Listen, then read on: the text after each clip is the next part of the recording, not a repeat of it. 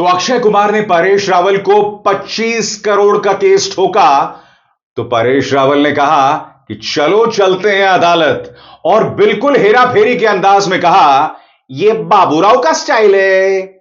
Hello, welcome, खुशामदीद, नमस्कार। आप देख रहे हैं एक ऐसा शो जिसका नाम है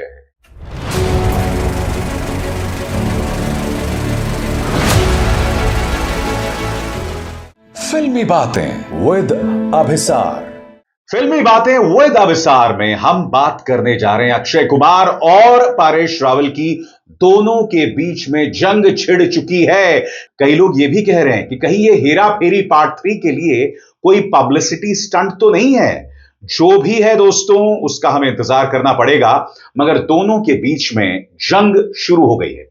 याद कीजिएगा, परेश रावल रहस्यमय तरीके से हेरा फेरी पार्ट 3 से बाहर आ जाते हैं।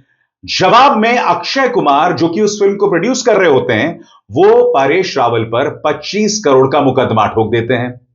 अब इसके जवाब में परेश रावल ने भी कह दिया है कि चलिए अदालत में मिलते हैं, और बात वहां नहीं रुकती है। जितनी फीस मिली थी वो उन्होंने सूद समेत वापस भी कर दी है।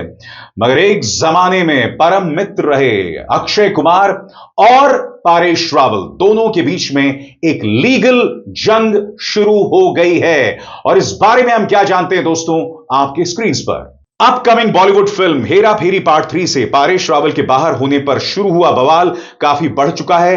पहले जहां अक्षय कुमार ने एक्टर के खिलाफ लीगल एक्शन लेकर सबको चौंका दिया था, वहीं अब परेश ने भी अक्षय कुमार को कानूनी लहजे में ही जवाब दिया है। परेश रावल की लीगल टीम से आनंद और नायक इस पूरे मामले को संभाल रहे हैं।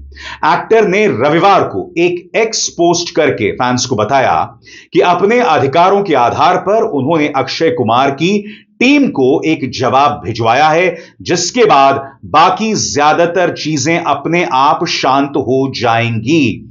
जी हां दोस्तों, जैसे कि आप देख सकते हैं, यह वो जवाब है जो परेश रावल ने अक्षय कुमार को दिया है। अंग्रेजी में जवाब है, और अंग्रेजी में वो यहां क्या कह रहे हैं मैं आपको पढ़ के सुनाना चाहता हूं। My lawyer Amit Nayak has sent an appropriate response regarding my rightful termination and exit. Once they have read my response, all issues will be laid to rest. कहीं ना कहीं इस जवाब में धमकी भी है। वो ये कह रहे हैं कि एक बार आप मेरा जवाब पढ़ लेंगे तो मामला शांत हो जाएगा। मैं आपको बतलाना चाहूंगा, इससे पहले परेश रावल ने एक ट्वीट किया था जिसमें उन्होंने कहा था कि मैं इस फिल्म से इसलिए बाहर नहीं निकला हूं क्योंकि मुझे प्रियदर्शन पर विश्वास नहीं है। जैसा कि आप जानते हैं, पार्ट 3 को प्रियदर्शन डायरेक्ट करने वाले हैं। पार्ट 1 को भी उन्होंने डायरेक्ट किया था। उन्होंने साफ कर दिया कि प्रियदर्शन पर उनका पूरा विश्वास है, क्योंकि मैं आपको बतलाना चाहूंगा कि अक्षय और परेश रावल प्रियदर्शन की डायरेक्टेड एक और फिल्म में आ रहे हैं जिसका नाम है भूत बंगला।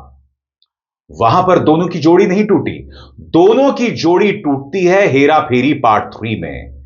अब परेश रावल की लीगल टीम यह भी बता रही है कि आखिर परेश रावल फिल्म से बाहर क्यों आए। सरल शब्दों में कहा जाए और एक लाइन में कहा जाए तो उन्हें ना फिल्म की स्क्रिप्ट, ना स्क्रीन प्ले, ना पूरी कहानी दी गई, जिससे परेश रावल खासे नाराज थे। और दोस्तों, अगर यह कारण है तो वाजिब कारण है, क्योंकि जब आप एक फिल्म की शूटिंग करते हैं तो पूरी स्क्रिप्ट पहले होनी चाहिए। मगर क्या यह मामला और भी ज्यादा गंभीर है? इस बारे में तमाम एजेंसी से क्या जानकारियां मिल रही हैं, इस पर गौर किया जाए। ना स्क्रिप्ट, ना कहानी, ना अग्रीमेंट था तैयार। परेश रावल के वकीलों ने रविवार की शाम IANS के साथ बातचीत में एक्टर के हेरा फेरी 3 छोड़ने की वजह बताई। परेश की टीम ने बताया उन्होंने कहानी, स्क्रीन प्ले और अग्रीमेंट का एक लंबा ड्राफ्ट नहीं भेजा, जो हमारे क्लाइंट के लिए बुनियादी रूप से जरूरी था। परेश की टीम ने बताया कि उनकी तरफ से नोटिस साजिद नाडियाडवाला के कजिन फिरोज नाडियाडवाला और ओरिजिनल फिल्म मेकर्स के प्रोड्यूसर्स को भेजा गया है, जो कि फिल्म के प्रोडक्शन पर चिंता जाहिर करता है। इसके अलावा उनकी लीगल टीम यह भी कहती है कि नियमों को तोड़ते हुए परेश रावल ने सारा पैसा भी वापस कर दिया है, वो भी सूद समेत, ताकि कोई सवाल ना खड़े कर सके। मगर दोस्तों, अभी भी रहस्य बना हुआ है, क्योंकि आप और हम सब जानते हैं कि हेरा फेरी पार्ट 1 एक सुपरहिट फिल्म थी। उससे भी ज्यादा चली हेरा फेरी पार्ट 2। अब जब हेरा फेरी पार्ट 3 बन रही थी तो परेश रावल थोड़ा सा संयम बरत सकते थे। अब उनका कहना है कि भाई स्क्रिप्ट नहीं आई, स्क्रीन प्ले नहीं आई, तो ऐसा नहीं है कि परेश रावल ने इससे पहले ऐसी फिल्में नहीं की हैं जिसमें पहले से स्क्रिप्ट मौजूद नहीं थी। बॉलीवुड में ऐसी कई फिल्में बनती हैं जहां पहले से स्क्रिप्ट मौजूद नहीं होती। तो कहीं ऐसा तो नहीं है कि परेश रावल को लगा कि उनकी बेइज्जती की गई। और यह मामला कहां से उभर कर आता है? हम यह नहीं भूल सकते कि चाहे अक्षय हूं या परेश रावल, दोनों रूलिंग पार्टी बीजेपी के बहुत करीब हैं। यानी कि ये लोग सिर्फ दोस्त नहीं हैं बल्कि पॉलिटिकली भी एक दूसरे के काफी करीब हैं। इसीलिए इन दोनों के बीच में ये जो जंग जारी है ना, इस पर कई लोग चटखारे ले रहे हैं। कई लोग जो हैं उसे बहुत ध्यान से देख रहे हैं कि ये लड़ाई हुई तो आखिर क्यों हुई।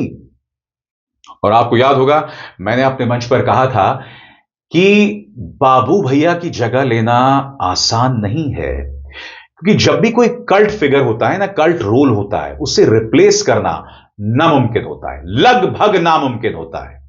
और हेरा फेरी जो है वो बाबू भैया के बगैर अधूरी है।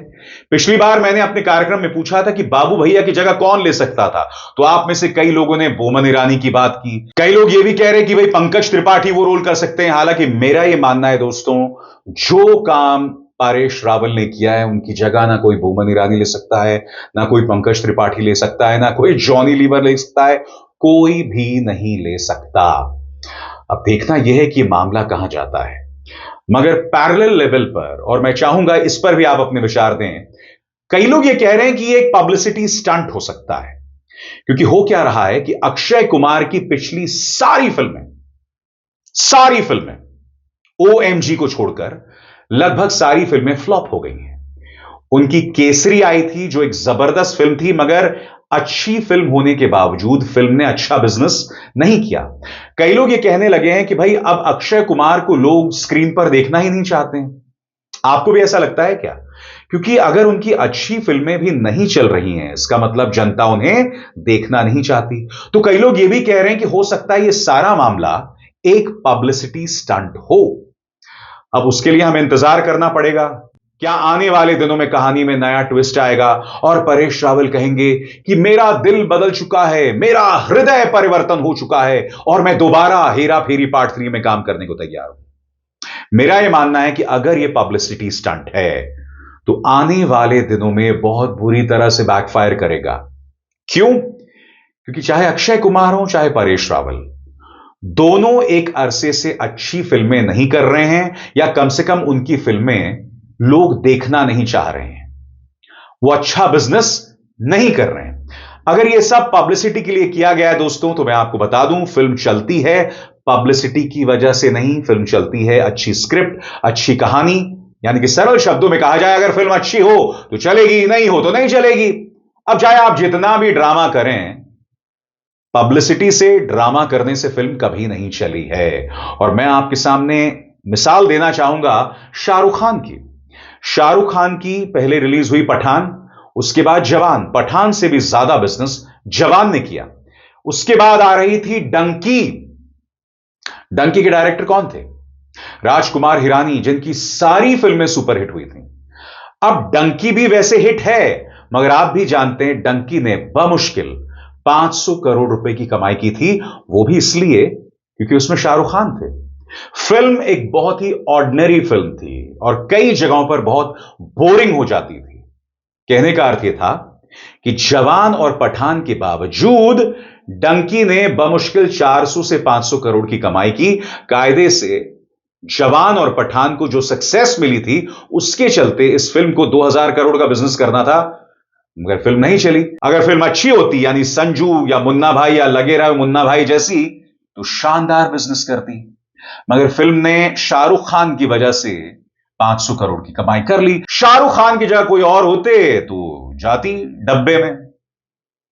खैर, अगर तो हेरा फेरी पार्ट 3 का यह पूरा विवाद, पूरी कंट्रोवर्सी एक पब्लिसिटी स्टंट है, तो यह बहुत खराब स्टंट है और इससे फिल्म को कोई फायदा नहीं होने वाला है। अगर फिल्म के जोक्स पर आपको हंसी नहीं आएगी तो फिल्म नहीं चलेगी। कॉमेडी के साथ यही प्रॉब्लम है दोस्तों। कॉमेडी फिल्म बनाना बहुत मुश्किल होता है।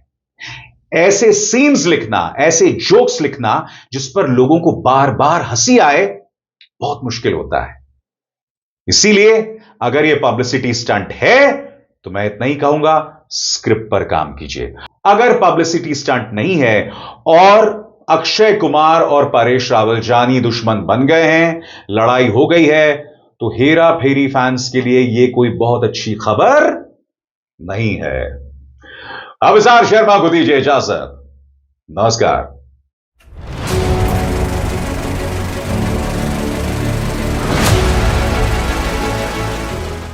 फिल्मी बातें विद अभिसार।